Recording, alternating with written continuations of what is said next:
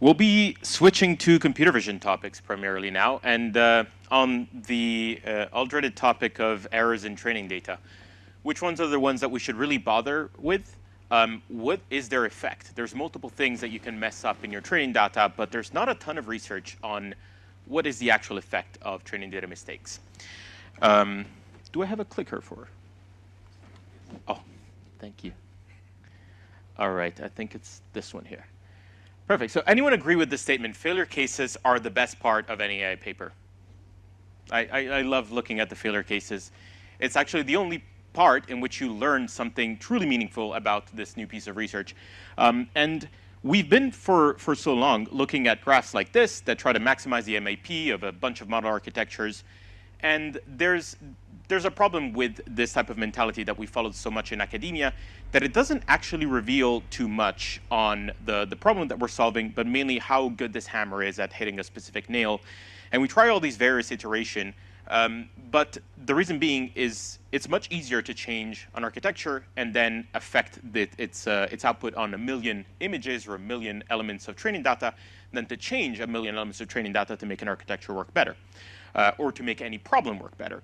And so for the longest time, we've been following on with data sets in academia that are riddled with errors and riddled with inconsistencies, and try to make models that can model them in a correct way. In industry, though, the problem is starting to flip around a lot more, and we're trying to find ways to put crutches on data sets or actually label them in the best way possible. It's just extremely expensive, time-consuming, and sometimes not worth it, unless you can do it in a much more programmatic fashion. So we're going to be talking about the stuff that you need to really watch out for when you're labeling things either manually or programmatically. And it's really not going to be about looking at this 99% accuracy that's sort of the promised land of AI, but really intimately knowing the failure cases that we can expect from our data simply based on the way we've labeled it. Can we actually predict where things are going to be messed up? We're going to be looking at 5 primarily. The first one, really common, over and under representation. We all know most data sets tend to be imbalanced. Can anyone guess what this class distribution is? It's a very popular computer vision data set. It doesn't matter. They're all pretty much the same. The previous one was actually open images, but the others tend to be this way. Even if you look at ImageNet, the kind of 1,000 class distribution where all the classes are the same, some of them are extremely imbalanced simply because the variance of objects inside of them is very different than that of others. And the other thing is that past the long tail, there's all these black swans, which we don't know what they look like, and they tend to be multiplied. If you have a little bit of variance in your training data, it tends to multiply when you train a model for it. So how do we predict this? Simple, fun case, not particularly scientific, but if you generate the 100 images of swans simply with a prompt, a swan on a lake, none of them are likely to be black. Even though on Google Images, a lot of them tend to appear, you're much more likely to get triple-headed swans than a black one.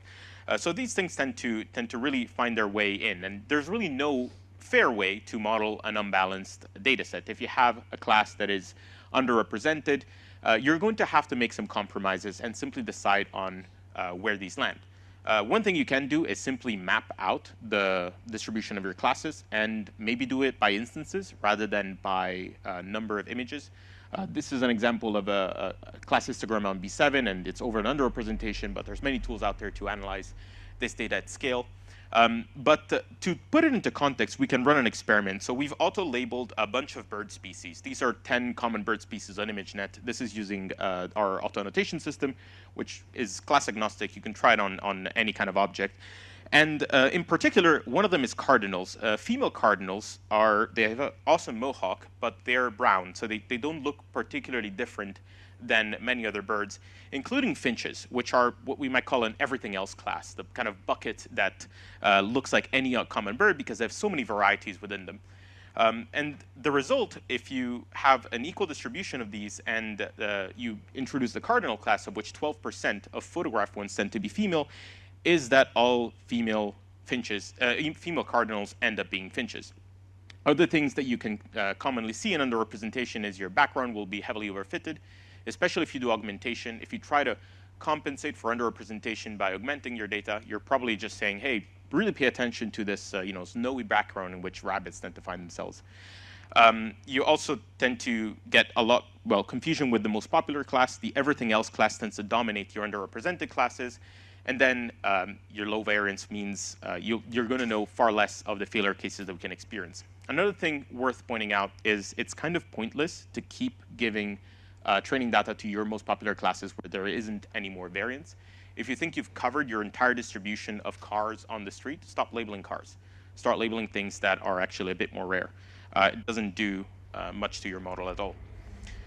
Another topic that is largely unknown, there's a lot less research on this than others, label tightness. We tend to see requirements from a labeling perspective that say, hey, the bounding box needs to be 1 or 2 pixels away from an actual object, or the polygon needs to really hug around, it needs to be pixel perfect. Do we actually know what the effect is on actual model performance? Not in many cases. In fact, in most of the benchmark datasets that we use, COCO and OpenImages tend to have pretty terrible results when it comes to label tightness, in particular COCO, which was done a long time ago. So we can run another experiment. Here we're auto-labeling 1,000 examples of vehicles from some satellite imagery. This is kind of a faster way of labeling. You just run a model through a specific patch that's similar to the input size of your model, and you get some pretty perfect masks. You verify them, and then from there, we train 2 models. One that have a perfectly tight box around them. They're both faster RCNN models, pretty standard. Another one has some variance. The box can be stretched 5% in any direction.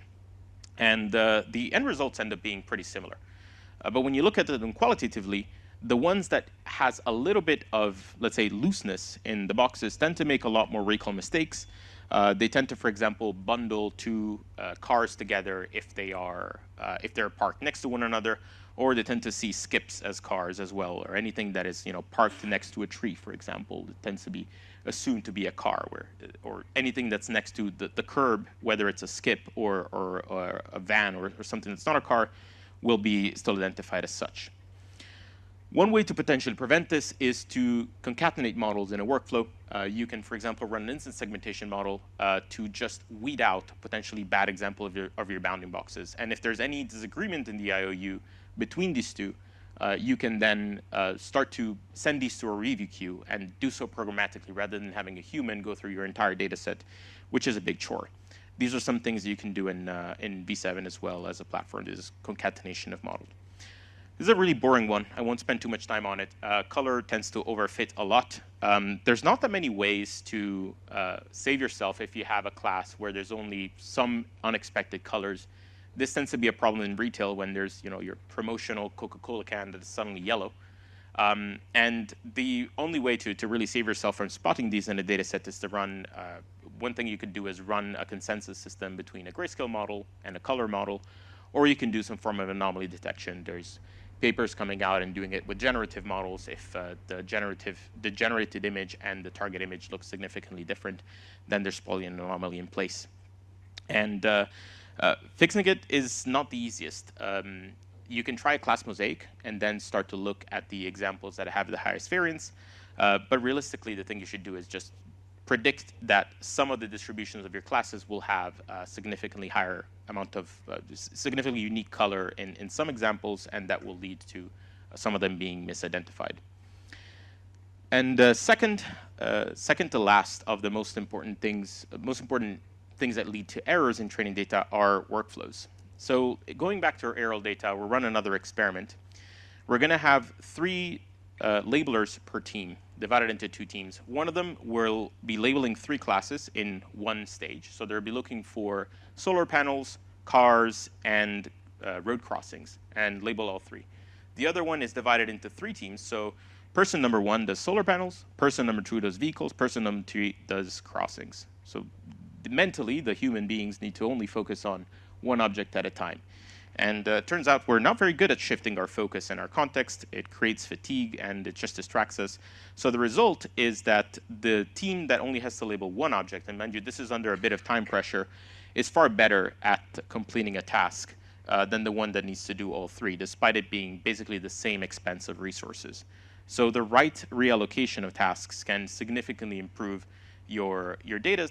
And if you were to train a model on this data, obviously the MAP difference is even larger than what you would normally see in the original training data. Again, these errors tend to be multiplied. And you can see the example on the right is the team that was divided into 3 tasks. The one on the left is, again, skips and houses, and random trailers end up becoming vehicles.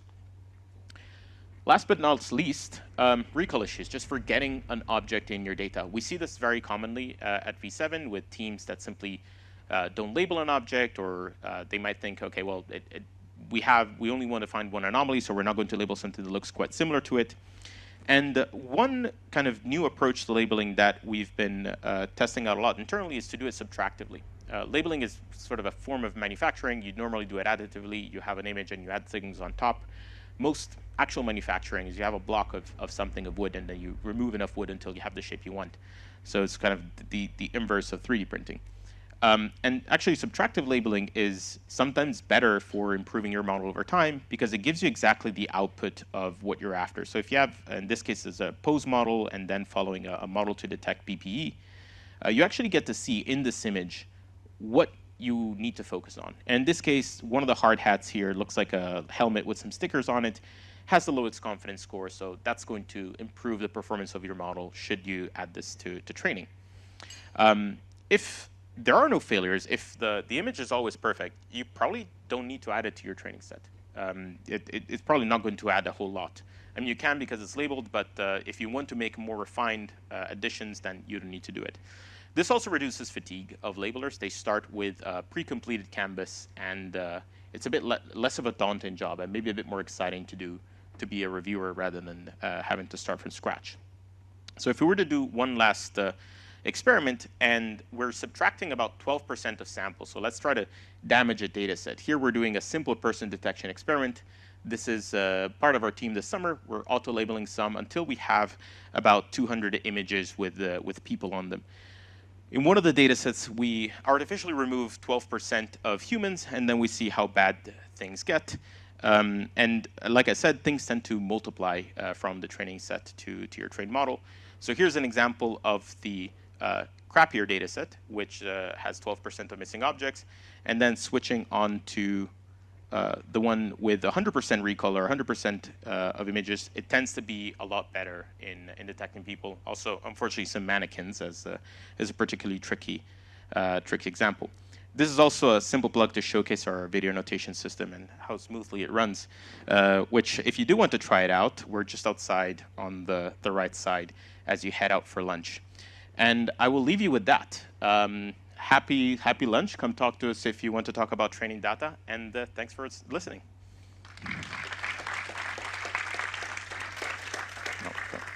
Okay, let's open up the Q&A for Alberto. Throw your hands up and we'll come around.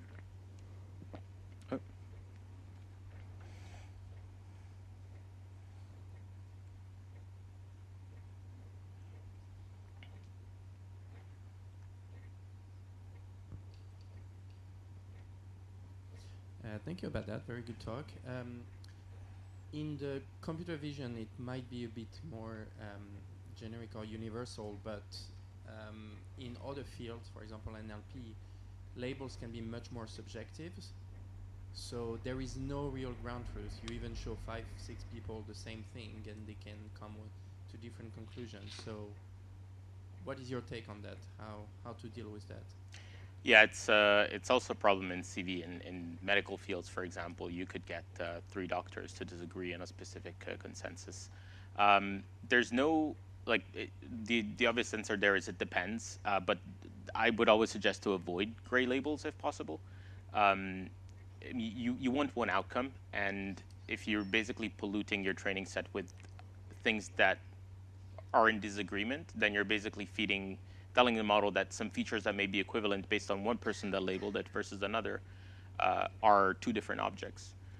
So I think I would encourage going for stricter guidelines, and if there is a true disagreement, then have one person sort of be the ultimate take on what that is. So in order to do that, you need to have several people review each sample, right? Yeah. Yeah, if it is that important, that you need to have a perfect accurate score in that detection. Say if you're detecting melanoma on someone's skin, then the way, for example, we're doing it for a project with the consortium is that there is a person that is sort of the final say on disagreements. But there has to be a final say ultimately. You don't want, two moles that are practically identical to be labeled two different ways, or that are basically the same type of disease.